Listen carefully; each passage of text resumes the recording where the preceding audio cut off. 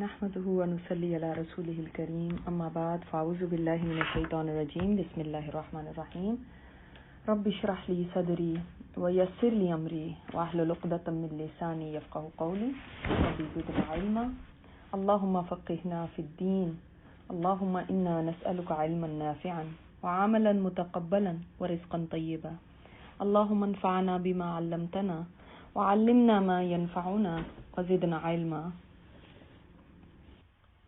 پھر دوسرا یا الذین آمنو، اب پھر ہم ذرا الرٹ ہو جائیں، کوئی بات آ رہی ہے ہمیں بتانے کی. یا الذین آمنو لا ترفعوا اصواتکم فوق صوت النبی، نہ تم بلند کرو اپنی آوازوں کو فوق اوپر صوت النبی، نبی کی آواز کے. نبی کی آواز سے اوپر اپنی آواز کو نہ کرو. کیا مطلب کہ جب نبی بات کر رہے ہیں تو اس وقت تم آوازوں میں اتنے بلند نہ ہو جاؤ، اپنی آواز کو اتنا اونچا نہ کرو کہ تمہاری آواز ان سے اوپر چلی جائے. وَلَا تَجْهَرُوا لَهُ بِالْقَوْلِ، اور نہ بلند کرو اس کے لیے بات کو كَجَهْرِ بَعْضِكُمْ لِبَعْضٍ، جیسے بلند کرنا بعض کا بعض کے لیے. دوبارہ ایک بات وہی آ گئی، ان تحبط اعمالکم، کہ ضائع ہو جائیں تمہارے اعمال، وانتم لا تشعرون، اور تمہیں پتہ بھی نہ چلے. اللہ اکبر. ایمان والو، تم اپنی آوازوں کو نبی کی آواز سے بلند نہ کرنا. اچھا، یہاں پہ پہلے میں آپ کو ایک واقعہ بتا دوں، اس کے بعد تاکہ آپ کو زیادہ بھی سمجھ آ جائے گی انشاءاللہ اس بات کی، کہ یہ عام الوفود جب تھا تو اس وقت کئی وفد آ رہے تھے آپ صلی اللہ علیہ وسلم کی خدمت میں اسلام لانے کے لیے. اور آپ صلی اللہ علیہ وسلم کی عادت مبارک یہ تھی کہ جب کوئی وفد آتا تھا تو انہی میں سے نا ایک بندے کو ان کا امام، نمائندہ یا امیر ان کا بنا دیتے تھے. ٹھیک ہے. تو بنو تمیم جب آئے آپ صلی اللہ علیہ وسلم کے پاس، تو بخاری میں یہ ہے کہ آپ صلی اللہ علیہ وسلم نے مشورہ لیا کہ بھئی کس کو ان میں سے بنایا جائے. تو ابو بکر صدیق رضی اللہ تعالیٰ عنہ نے قعقاع بن زرارہ ان کا مشورہ دیا کہ آپ ان کو بنا دیں. تو حضرت عمر نے فرمایا کہ نہیں، اقرا بن حابس جو ہیں ان کو آپ اپوائنٹ کریں. تو یہ دو بنو تمیم کے لوگ تھے.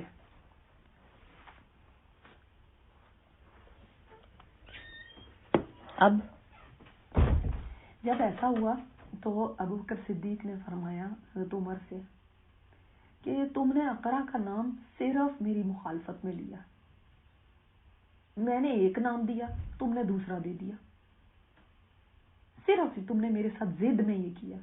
حضرت عمر نے فرمایا نہیں، میں نے یہ اس لیے نہیں کیا، میں نے تو خود ہی یہ دیا نام. اچھا، اب اس کے اندر انہوں نے کہا نہیں تم بس اسی طرح کرتے ہو. اب وہ کہتے نہیں. اتنے میں نا ایک تکرار سی شروع ہو گئی، آوازیں اونچی ہونے لگی. تو اللہ تعالیٰ نے یہ آیت اتار دی سورۃ الحجرات میں کہ دیکھو نبی کے سامنے، حالانکہ وہ آپ صلی اللہ علیہ وسلم کے ساتھ ہی بات کر رہے تھے، آپس میں بات کر رہے ہیں، لیکن ہمیں سکھایا جاتا ہے نا کہ جب کوئی بڑا ہو تو اس کے سامنے، اس کی مجلس میں یہ بھی ایٹیکیٹس ہے کہ آپ کی آواز اونچی نہیں ہونی چاہیے. ٹھیک ہے. تو آپس میں ان کا اختلاف ہوا، آپس میں وہ ایک بات کر رہے ہیں، بحث شروع ہو گئی اور اس میں آوازیں اونچی ہونے لگی. اللہ تعالیٰ نے اس سے بھی منع فرما دیا کہ میرے نبی کی موجودگی میں آوازیں اونچی نہیں ہونی چاہیے. سبحان اللہ، اتنا ادب. اور دیکھیے ابوبکر صدیق اور حضرت عمر، ان میں اختلاف ہوا، آوازیں اونچی ہوئیں. یہ صحابہ کی بات ہو رہی ہے. ایک تو بات ہمیں یہ پتہ چلتی ہے کہ صحابہ بھی انسان تھے، وہ بھی انسان ہے، اور انسانوں میں اختلاف رائے ہو جایا کرتا ہے، سب انسان سیم نہیں ہوتے، لیکن ایٹ دا سیم ٹائم وہ ہمارے لیے رول ماڈلز ہیں. تو تو ہمیں کیا اس میں پھر بات ان کی اس سے سیکھنے کو ملتی ہے. دیکھیں جب دو لوگ مل کے کام کر رہے ہوں، دو لوگ ساتھ ہوں، تو طبیعتیں الگ الگ ہو سکتی ہیں، اختلاف بھی ہو سکتا ہے، چاہے آپ کسی ادارے میں ہیں، کسی گروپ میں ہیں، کسی کمپنی میں ہیں، ہر جگہ ایسے ہو سکتا ہے. لیکن انہوں نے آپس میں کبھی کینہ نہیں رکھا تھا، دل میں باتیں نہیں رکھی تھی کہ فلانے وقت میں دیکھا اس نے مجھے ایسے کہا تھا نا، میں تو اس کے ساتھ اب چل ہی نہیں سکتا، اب بس میرا نہیں اس کے ساتھ گزارا. اب کام سے ہی الگ ہو جانا، اختلاف کر کے بیٹھ جانا.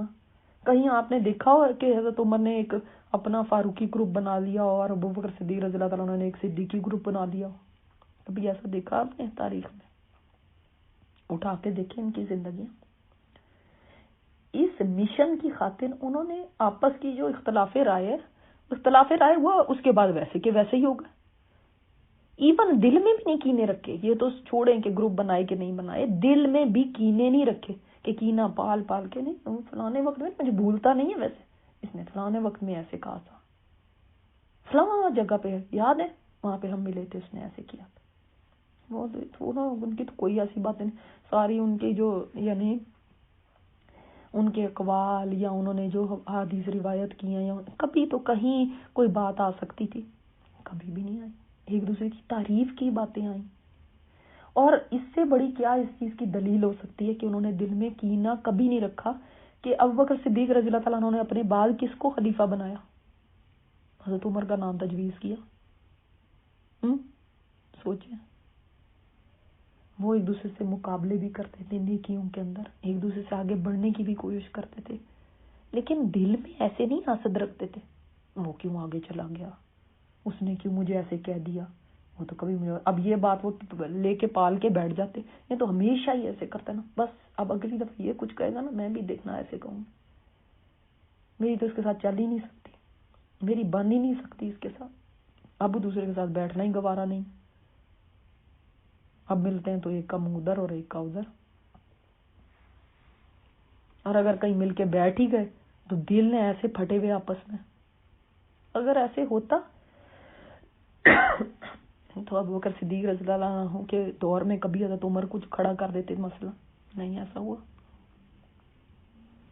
تو یہ ہمیں سیکھنے کو ملتا ہے کہ دیکھیں اختلاف رائے میں کوئی حرج نہیں ہے، ہو سکتی ہے آپ کی رائے دوسرے سے ڈیفرنٹ، اور اس کے اوپر کبھی بحث بھی ہو سکتی ہے، کوئی کچھ کہہ رہا ہے آپ کچھ کہہ رہے ہیں، لیکن اس کے بعد پھر ویسے کے ویسے ہی ہو گئے. کہاں نہیں اختلاف رائے ہوتا، بہن بھائیوں میں ہو جاتا ہے، میاں بیوی میں ہو جاتا ہے، ماں بیٹی میں ہو جاتا ہے. لیکن جب آپ دین کی خاطر جڑے ہوتے ہیں نا تو دل جڑے ہونے چاہیے. ایسے ہی نہیں، اللہ نے ان کی کتنی پیاری مثال دی ہے، دیکھیں آپ پچھلی سورت کے اینڈ میں دیکھ چکے ہیں، کتنی خوبصورت مثال ہے. وہ کیسے ہیں آپس میں، رحماء ہیں، رحماء بینہم. اور آج کیا ہے، ایک رائے کے اختلاف ہونے کے بعد آپس میں کٹ جاتے ہیں. یہ تو ہمیں بہت بڑا سبق اس سے ملتا ہے. اب یہ دیکھیں یہاں پہ کہ اگر آواز اونچی ہونے پر صرف یہ فرما دیا گیا کہ اگر تم ایسا کرو گے تو پھر کیا ہوگا، ان تحبط اعمالکم وانتم لا تشعرون، اگر تم اس سے باز نہ آئے تمہارے اعمال ضائع ہو جائیں گے اور تمہیں پتہ بھی نہیں چلے گا. کتنی بڑی بات ہے یہ کہ تمہارے اعمال ضائع ہو جائیں گے، یعنی آواز اونچی نہیں کر سکتے تم. اور یہ سوچے کہ آواز اونچی کرنے پہ اتنی اگر بڑی بات ہے تو اپنی رائے حضرت صلی اللہ علیہ وسلم کی رائے سے بھی اونچی کر لینے میں وہ کتنا بڑا گناہ ہوگا. اگر صرف آواز اونچی کرنا بھی اللہ تعالیٰ کو گوارا نہیں کہ تم آواز اونچی کرو. ہم اپنی رائے حدیث کے اوپر دیتے ہیں. حدیث کیا ہے؟ نبی کریم صلی اللہ علیہ وسلم کا فرمان، ڈائریکٹ ان کی بات.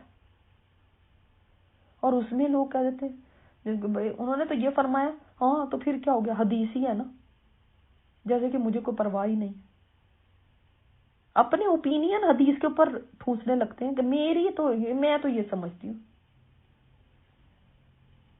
تو پھر سوچیں کہ آواز اونچی کرنا بھی اللہ تعالیٰ کو گوارا نہیں ہے کہ دیکھو میرے نبی کی آواز کے اوپر آواز نہ اونچی کرنا. اور اس سے پتہ چلا رسپیکٹ صرف یہ نہیں ہوتی کہ انسان کہتا نہیں کہ ہم دل میں تو رسپیکٹ کرتے، دل میں کرتے رہو، لیکن اللہ تعالیٰ آپ کو بتا رہا ہے تمہاری آواز بھی اونچی نہ ہو، یعنی تمہاری آواز میں بھی جھلکنی چاہیے رسپیکٹ، پتہ چلنا چاہیے کہ تم رسپیکٹ کرتے ہو. تمہاری آواز کی ٹون لو ہونی چاہیے کہ نا. اچھا اب آپ دیکھیں یہ دو جگہ پہ آ گیا. ایک جگہ پہلے آیا کہ آواز اونچی نہ کرو، پھر دوسری جگہ کیا آ گیا کہ بلند نہ کرو جیسے بلند کرتے ہو آپس میں ایک دوسرے کے ساتھ. تو پہلی دفعہ کا معنی کیا ہے کہ جب ان سے بات کرو تب آواز اپنی تمہاری ٹون لو ہونی چاہیے. صرف یہ نہیں آواز بلند کرنا تو بالکل ہی وہ ہے، تمہاری ٹون عزت والی تکریم والی ہونی چاہیے، پست ہونی چاہیے. تو ایک تو یہ ہے. دوسری والی بات کے اندر کہ آپس میں جیسے تم ایک دوسرے سے بات کرتے ہو، اس کا معنی کیا ہے؟ یعنی کہ جب آپ صلی اللہ علیہ وسلم موجود ہیں تو اس وقت ان کی موجودگی میں بھی ایک تو اونچی آواز میں نہ بولو، اور اس کا مطلب یہ بھی ہے کہ جب تم نبی کریم صلی اللہ علیہ وسلم سے بات کرو تو عام انداز میں بات نہ کرو جیسے ایک دوسرے سے بات کرتے ہو، جیسے تو ایک دوسرے سے یار تم کیسے ہو، اوئے تم کیسے ہو، او فلاں تو ادھر آ، اس طرح سے نہیں. تعظیم، سمجھ آئی؟ اور اگلی اس میں نمبر 3 پوائنٹ کیا ہے کہ جب آپ صلی اللہ علیہ وسلم کو مخاطب کرو تو آپ صلی اللہ علیہ وسلم کا نام لے کے مخاطب نہ کرو جیسے تم آپس میں ایک دوسرے کا نام لیتے ہو. جیسے آپ آپس میں دوست احباب ایک دوسرے کا نام لے کے تم دوسرے کو پکارتے ہیں نا، ویسے نہیں تم کر سکتے. اللہ اکبر، یعنی یا محمد صلی اللہ علیہ وسلم یہ نہیں کہہ سکتے، بلکہ تمہیں کیا کہنا چاہیے؟ یا رسول اللہ، یا حبیب اللہ، یا نبی اللہ. آپ اس سے اندازہ کیجئے کہ اللہ تعالی نے خود اپنے نبی کو پورے قرآن میں آپ چیک کر لیں کہیں یا محمد کہہ کے نہیں پکارا. نا 4 جگہوں پہ قرآن پاک میں نبی کریم صلی اللہ علیہ وسلم کا نام آیا. میں نے آپ کو پچھلی دفعہ بتایا تھا، آپ پچھلی سورت میں ہم پڑھ بھی چکے محمد رسول اللہ. وہ سٹیٹمنٹس ہیں جس میں ظاہر ہے نام لینے میں ظاہر ہے جب ضرورت ہوگی تو نام لیا جائے گا، نام لینے میں حرج نہیں ہے، مگر پکارتے وقت اللہ تعالیٰ نے جیسے دوسرے پیغمبروں کو پکارا، یا نوح، یا آدم، یا عیسیٰ، یا موسیٰ، یہ قرآن میں آپ پڑھتے ہیں اس طرح سے اللہ تعالیٰ نے ان کو پکارا. مگر قرآن میں یا محمد ہے ہی نہیں، جس کو اللہ نے اتنی عزت دی ہو. مجھے اور آپ کو ان کو کتنی عزت دینی چاہیے. مجھے پرسنلی مجھے یہ میرا اپنا ہے اور میں کسی کا نہیں، یہ نہیں کہتی کہ کہیں سے میں نے پڑھا یا کچھ ہے. مجھے اچھا نہیں لگتا جب کوئی کہ حضرت محمد نے یہ کہا. نہیں، تم کیسے یہ کہتے؟ تم اپنے ماں باپ کو ایسے کہتے ہو میری امی نے یہ کہا ہے. آپ کی امی کا جو بھی نام ہو کبھی نہیں آپ کہتی ہیں جو ہاجرہ نے یہ کہا ہے، فاطمہ نے یہ کہا ہے، کبھی کہتے ہیں میری امی جان نے؟ اگر فوت ہو گئے ہو تو میری امی اللہ بخشے ان کو، کتنا کچھ کر کے آپ کہتے ہیں. نبی کی کیا اتنی تعظیم نہیں؟ تو حضرت کہنے سے نہیں کوئی عزت ہو جاتی. اصل بات یہ ہے نبی علیہ الصلوۃ والسلام، نبی صلی اللہ علیہ وسلم درود بھیج کے ہم ساتھ ان کا نام لیا کریں، یہ ہے ان کی عزت. تو اللہ تعالیٰ نے یا ایھا النبی فرمایا، یا ایھا الرسول فرمایا، یا ایھا المدثر، یا ایھا المزمل. کتنے لاڈ کے نام اللہ نے لیے اپنے نبی کے، کیونکہ جب کسی کو ٹائٹل سے پکارا جاتا ہے نا تو یہ اس میں اس کی عزت ہوتی ہے. جیسے آپ کہیں گے وہ کسی کا نام احمد ہے، آپ نے کہا احمد ادھر آؤ، اور آپ دوسری طرف کہیں ڈاکٹر صاحب آپ ادھر آئیے، کس میں زیادہ عزت ہے؟ ڈاکٹر صاحب نے یہ کہا ہے، یہاں آپ اس کا نام لے کے کہیں احمد نے یہ کہا، دونوں میں فرق ہے نا. تو اللہ تعالیٰ نے اپنے نبی کو کہیں پہ نام لے کے نہیں ایسے فرمایا. تو اس لیے جیسے ہم اپنے دوستوں کے ساتھ فرینک ہوتے ہیں، ہم نے ان کے ساتھ اس طرح سے نبی کو نہیں کہو، چاہے وہ زندہ نہیں بھی ہیں. جب زندہ تھے تب بھی ان کو ایسے پکارنے کی اجازت نہیں تھی، جب وہ فوت ہو گئے ہیں تب بھی ایسے نہیں ہے کہ ہم ان کو اس طرح سے ان کا نام لیں کہ جیسے ہم آپس میں کسی کا نام لے رہے ہیں. نہیں، تب بھی ہم ان کا نام تعظیم سے لیں، محبت سے لیں. ٹھیک ہے. اور اسی بات سے دلیل لی علماء نے کہ جب آپ اس آیت سے لیا دلیل کہ جب آپ صلی اللہ علیہ وسلم زندہ تھے اس وقت آپ صلی اللہ علیہ وسلم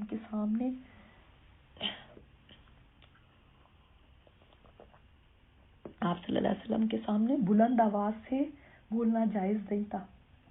اسی طرح جب آپ صلی اللہ علیہ وسلم اب فوت ہو چکے ہیں تو آپ کی روضہ مبارک پہ جانے کی بھی آداب ہے.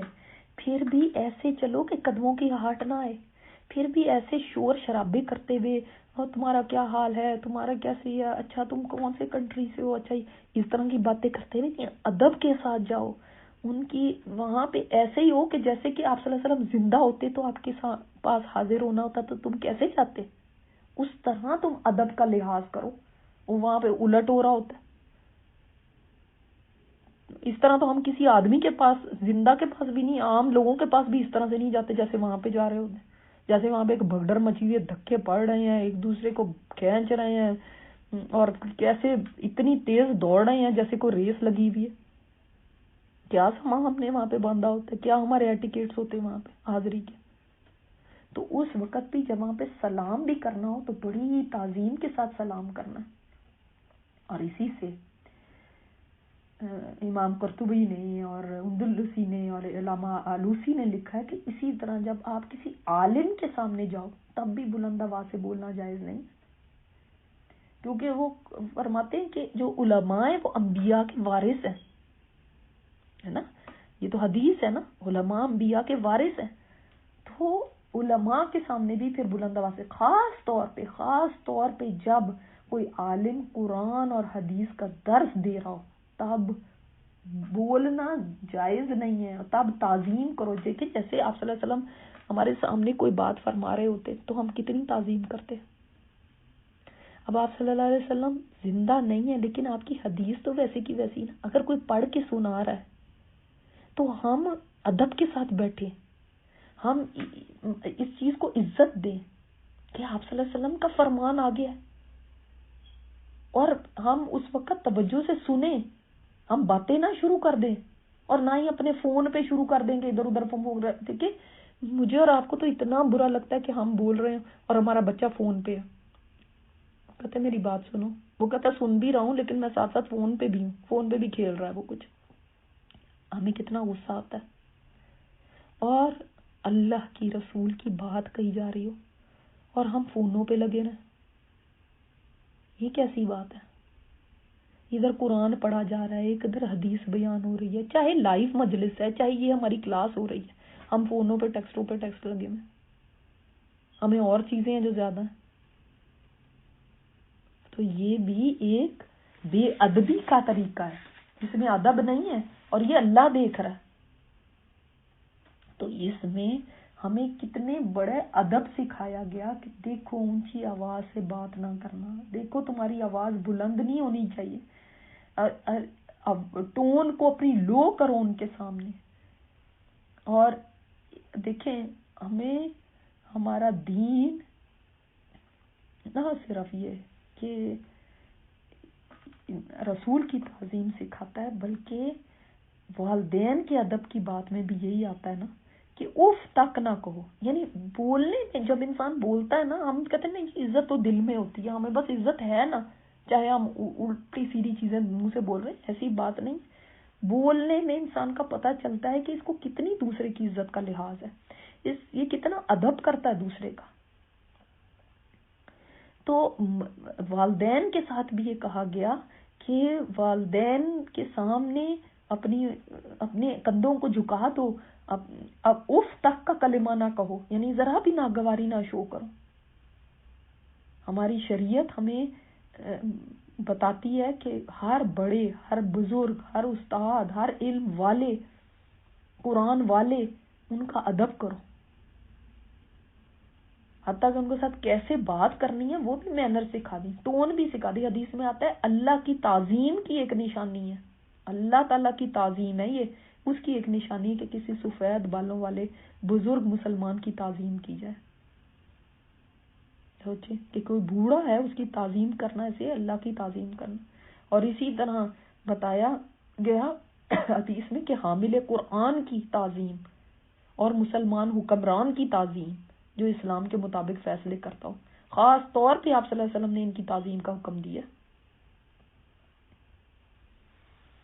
اور ہم تو خیر ماشاءاللہ قرآن والوں کی تو اتنی تعظیم کرتے ہیں کہ جب ہمارے بچوں کو بھی کوئی قرآن پڑھانے آتا ہے تو ہمارے ملکوں میں خاص طور پہ یہ دیکھا گیا کہ اگر کوئی انگلش میتھ پڑھانے آیا نا تو اس کو تو اے سی والے کمرے میں بٹھاتے ہیں، اور کوئی قاری صاحب آئے ہیں پڑھانے کے لیے تو ان کو باہر بٹھاتے ہیں۔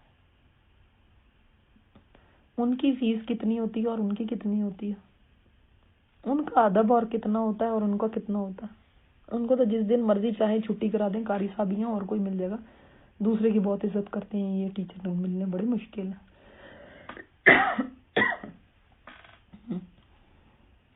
تو حامل قرآن کی عزت یہ بھی اللہ کی تعظیم میں سے ہے۔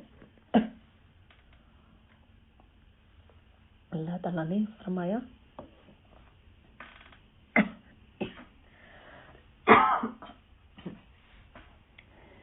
کہ اس آیت کے اینڈ میں کہ اگر آوازیں بلند ہوئیں، یہ نہ ہو کہ تمہارے اعمال ضائع ہو جائیں۔ اس کا مطلب ہے کہ نیکیاں کرنا صرف کافی نہیں ہے،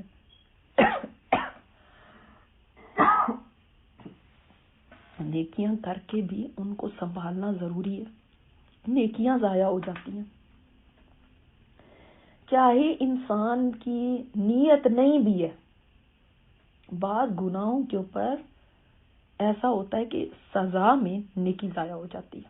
دیکھیں یہ اب غلط کام ہوا نا، یہ گناہ ہوا کہ نبی کی آواز کے اوپر اپنی آواز کر لینا، نبی کو ایسے پکارنا جیسے کہ اپنے آپس میں ایک دوسرے کو پکارے۔ آگے بھی ایک واقعہ آیا ہے، یہ آیت میں آئے گا کہ کیسے وہاں پہ بدو جو تھے وہ یا محمد کہہ دیتے تھے، کس طرح سے ایسے نہیں پکار سکتے تم۔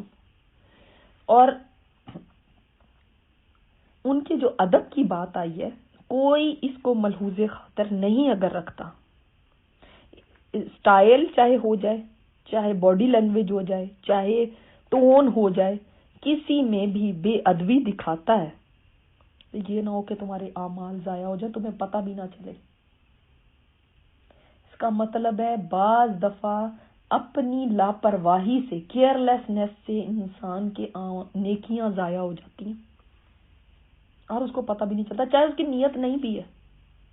یہاں پہ ایٹ دا فرسٹ پلیس کس کو سنایا جا رہا ہے؟ ابو بکر صدیق اور حضرت عمر میں جب آوازیں اونچی ہوئی تھی تو اس پہ یہ آیت اتری تھی نا۔ کتنی ایک انسان کو ڈرا دینے والی یہ بات ہے۔ بتایا جا رہا ہے تو انہوں نے کوئی نیت تو نہیں کی نا، کوئی آپ صلی اللہ علیہ وسلم کی بے ادبی کی، ایسے تو کبھی سوچ ہی نہیں سکتے تھے، لیکن پھر بتا دیا گیا اپنے اوپر چیک رکھو، بعض دفعہ ایسی چیزیں انسان سے ہو جاتی ہیں لاپرواہی میں، بے دھیانی میں، کہ اس کی نیکی ضائع ہو جاتی ہے۔ اور اس کی دلیل ہے ایک حدیث، پہلے بھی سنائیے گا آپ کو۔ اب میں آپ سے سوالات میرے خیال زیادہ کیا کروں کیونکہ ہم اینڈ آف اس کی طرف جا رہے ہیں اپنے کورس کی۔ کوئی حدیث ایسی ہے جو آپ کو بتاتی ہے کہ انسان لاپرواہی میں بھی کرے کوئی کام، بے دھیانی میں، تو اس سے بھی اس کے گناہ ہو سکتا ہے، اس کی سزا ہو سکتی ہے۔ صحیح حدیث میں ہے کہ آدمی اپنے منہ سے کوئی ایسی بات نکالتا ہے جس کو وہ معمولی سمجھتا ہے، یعنی اس کو نہیں، اس نے سوچا بھی نہیں ہوتا کہ کوئی اس کا کوئی مسئلہ ہے جو میں بات کر رہا ہوں، مگر وہ بات اللہ تعالیٰ کو اتنی ناپسند آتی ہے کہ وہ جہنم میں اتنی دور اپنا ٹھکانہ بنا لیتا ہے جتنی زمین و آسمان کے درمیان فاصلہ ہے۔ اس لیے اپنے آپ کو بولتے ہوئے دیکھنا چاہیے ہم کیا بول رہے ہیں، ہم کیسے بول رہے ہیں.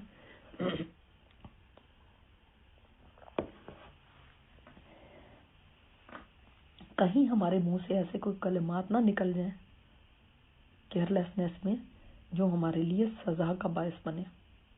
اور یہاں سے پتہ چلا کہ گناہوں میں بھی سب گناہ ایک جیسے نہیں ہوتے. بعض گناہوں کی انٹینسٹی اتنی ہوتی ہے کہ اس سے نیکیاں ضائع ہو جاتی ہیں. اور کس کو نیکی کے ضائع ہونے کا زیادہ ڈر ہونا چاہیے؟ جس کے پاس کوئی نیکی نہیں ہے یا جس کے پاس ڈھیر نیکیاں؟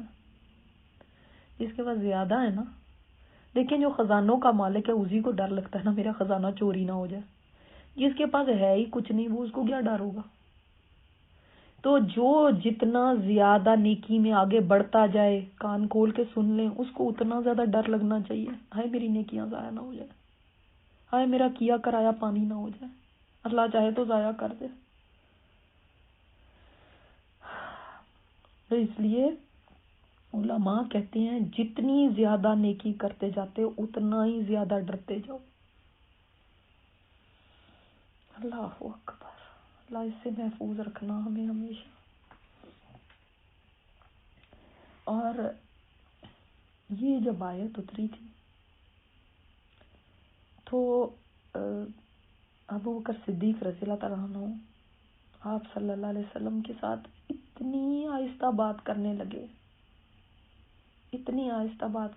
فرمانے لگے یا رسول اللہ آج کے بعد میں آپ سے ایسے بات کروں گا جیسے کوئی دوست اپنے دوست سے سرگوشی کرتا ہے یا کوئی راز کی بات کرتا ہے. اتنی ہمبل تھے, فوراً مان لیا, فوراً اصلاح کرنی شروع کر دی. آج تو ہم مانتے ہی نہیں ہیں پہلی تو کہ یہ ہمارے لیے کوئی آیت ہے جس میں خاص طور پہ کوئی سختی کی بات یا کوئی ذرا یعنی اس طرح سے کوئی پوچھ گچھ کی گئی ہو, کوئی ذرا ڈرا دینے والی چیز ہو تو ہم اس کو اپنے لیے تو بالکل ہی نہیں سمجھتے. تو فلاں کے لیے, یہ تو فلاں کے لیے, یہ تو وہ ایسے کرتے ہیں. اور ایک دم ہمارے ذہن میں آنے لگتا ہے ہاں فلاں دیکھو نا ایسے کرتی ہے, ویسے یہ اس کو سنانی چاہیے. مجھے پروگرام بنانے شروع جاتے ہیں کیسے اس کو سنائی جائے. اپنے اوپر کبھی رکھتے ہی نہیں کہ اپنی کبھی اصلاح کر لیں. اور کوئی کبھی کوئی بات ہمیں کر کے تو دیکھے. تکبر ہمارے اندر اتنے بھرے ہوئے ہیں, کوئی حق بات بھی کر رہا ہو نا, ہم غلط کر رہے ہیں, کوئی صحیح بتا رہا ہے پھر بھی مائنڈ کر لیتے اس نے یہ کہا کیوں. اچھا کوئی انڈائریکٹ بھی کر رہا ہے, ڈائریکٹ ہمیں کہہ بھی نہیں رہا, اس نے بائی دا وے ویسے ہی بات کر دی, تب بھی اپنے اوپر سمجھ کے بیٹھ جاتے نہیں دیکھا نا مجھے ہی کہا ہوگا اس نے. او بھائی اگر کسی نے کہا ہے چاہے ڈائریکٹلی چاہے انڈائریکٹلی, میں یہ دیکھوں اگر میرے اندر یہ غلطی ہے تو میں نے اس کو فکس کرنا ہے. ہم دوسرے کے پیچھے پڑ جاتے ہیں. تم نے یہ بات کہی کیوں؟ تم نے ضرور مجھے کہی ہوگی, میں یہ کرتی ہوں نا تم نے مجھے کہی. اپنی اس کی اصلاح کی نہیں فکر, اس چیز کی فکر ہے کہ تم نے میری بے عزتی کیوں کر دی کہ یہ بات کہہ کے. ہم کیسے لوگ ہیں نا, کیونکہ ہم اپنی اصلاح نہیں کرنا پسند کرتے. ہمارے اندر اپنی بڑائی بہت زیادہ ہے کہ اگر ہم غلط بھی کر رہے ہیں تو تب بھی ہم ٹھیک ہے. کوئی ہمیں کہے تو کہے کیسے, مینشن بھی کیوں کرے, اس کو مینشن تک نہیں کرنا چاہیے. مثال کے طور پہ مثلاً ایک ویسے ہی بات کریں, کوئی حجاب نہیں لیتا, اب کسی مجلس میں اگر ایسے ہی ٹاپک بھی آ جائے تو اس پہ بھی وہ مائنڈ کر لیتے ہیں ہمیں ہی کہا ہوگا نا ضرور, کیونکہ ہم جو نہیں لیتے. تو اگر کوئی بات ویسے کر ہی رہا ہے ہمیں سوچنا چاہیے کہ واقعی مجھے ویسے ہی کوشش کرنی چاہیے, یہ میری غلطی ہے, نہ کہ ہم دوسرے کے سر پہ سوار ہو جائیں. تو ہمیں اپنی اصلاح کی کیوں ویسے فکر نہیں ہوتی جیسے صحابہ کو گئی تھی. آپ سوچیں کہ یعنی حضرت عمر اتنے کانشیس ہو گئے, حالانکہ وہ تو ان کی آواز تو ویسے ہی بلند تھی, اتنے کانشیس ہو گئے تھے کہ اتنا آہستہ بولنے لگے کہ آپ صلی اللہ علیہ وسلم پوچھتے تھے کہ اے عمر تم نے کیا کہا, ذرا اونچی بولو. اور ایک اور صحابی تھے ثابت بن قیس, وہ جو تھے جب ان کو یہ آیت پتہ چلی تو ان کی تو آواز ویسے ہی, جیسے ہوتا ہے نا کئی لوگ بہت لاؤڈ ہوتے ہیں, ان کی آواز ویسے ہی اونچی تھی. وہ تو روتے دھوتے اپنے گھر پہنچے, اپنے بیوی سے فرمایا میں تو برباد ہو گیا, ایسی ایسی آیت اتر گئی ہے میرے بارے میں ہی اتری ہے کیونکہ میری آواز بہت اونچی ہے. اب وہ تو گھر میں باندھی ہو کے رہ گئے. آپ صلی اللہ علیہ وسلم کی مجلس میں نہیں آئے کچھ دن، تو آپ نے پوچھا ان کے بارے میں کہ وہ کہاں ہیں وہ؟ تو انس بن مالک فرماتے ہیں کہ نبی صلی اللہ علیہ وسلم نے جب ان کو گم پایا تو ایک شخص نے کہا یا رسول اللہ میں آپ کو ان کی خبر لا کے دیتا ہوں. بس وہ ان کے پاس گیا تو وہ اپنے گھر میں سر جھکائے بیٹھے تھے. اس شخص نے پوچھا تمہیں کیا ہوا ہے؟ فرمانے لگے بہت برا ہو گیا، بہت برا ہو گیا. میں تو آپ صلی اللہ علیہ وسلم کے سامنے بلند آواز سے بولتا تھا، تو اب وہ آیت اتر گئی ہے کہ اس کے اعمال تو ضائع ہو گئے اور وہ تو دوزخ والا ہے. تو پھر وہ اس آدمی نے جا کے آپ صلی اللہ علیہ وسلم کو خبر دی کہ وہ تو یہ کہہ رہے ہیں. آپ صلی اللہ علیہ وسلم نے فرمایا تم اس کے پاس جاؤ اور اسے کہو کہ تم دوزخ والے نہیں ہو، تم تو جنت والے ہو. یہ بخاری میں ہے. تو وہ کتنے کانشیس تھے کہ یعنی ان کو ان کے اندر کتنا ایمان تھا، کتنا تقویٰ تھا کہ وہ اپنے اوپر لے کر سوچتے تھے کہ کہیں میں تو نہیں ہوں اس کے اندر، میرے بارے میں ہوگی. اور ہمارے اوپر ڈائریکٹ بھی آ رہی ہو تو ہمیں لگتا ہے کہ میرے بارے میں نہیں ہے. بس یہ ہوتی ہے ان لوگوں کی بات جنہوں نے اپنی اصلاح کرنی ہو. اور جو میں نے آپ کو بات بتائی کہ یہ جو آپ صلی اللہ علیہ وسلم کے روضہ مبارک پہ بھی جائیں، مسجد نبی میں بھی جائیں تو تعظیم سے جائیں. اس بارے میں بھی ایک بات بتانا چاہتی ہوں کہ حضرت عمر کے زمانے میں 2 لوگ مسجد نبی میں اونچی آوازوں میں باتیں کر رہے تھے.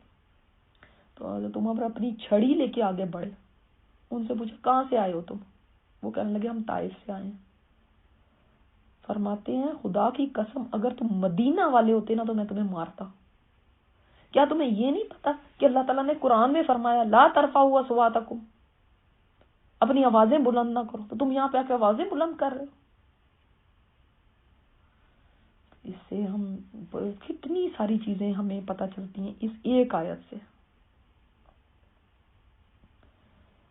سبحانک اللہم و بحمدک نشہد ان لا الہ الا انت نستغفرک و نتوب الیک.